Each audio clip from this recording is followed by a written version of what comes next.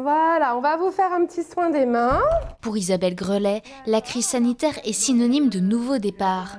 À 49 ans, cette sophrologue et masseuse a dû stopper son activité il y a quelques mois quand la thalasso où elle travaillait a fermé ses portes à cause du confinement.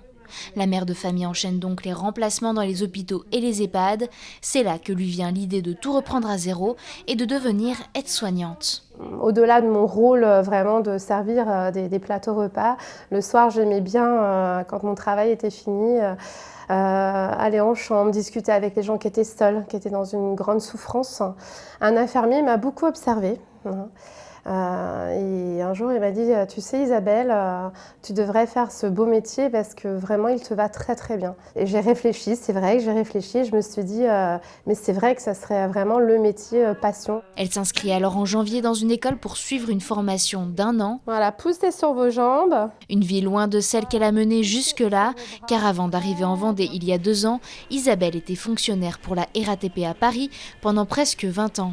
Il a fallu que je me trouve, grâce au Covid quelque part, parce que pour moi il a été, voilà. Et ça m'a permis voilà, de trouver mon chemin, de trouver ma voie. Je me dis ça a été un mal quelque part pour un bien, parce que je me suis retrouvée dans le bien-être. Donc c'est vraiment quelque chose qui me... En fin de compte, je crois que j'ai construit mon petit bonhomme de chemin, comme on dit, parce que j'ai toujours donc été attirée par ça, le bien-être. Ce déclic, elle n'est pas la seule à l'avoir vécu. L'Institut de formation des aides-soignants de La Roche-sur-Yon observe cette année une augmentation de personnes en reconversion professionnelle.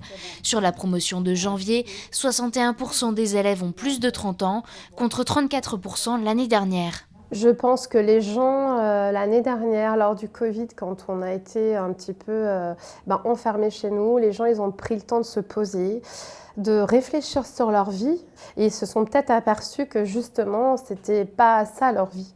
Et ils ont eu cette envie de changement, de ne plus être dans cette spirale infernale. Il lui reste désormais un stage et plusieurs modules à valider avant d'obtenir son diplôme.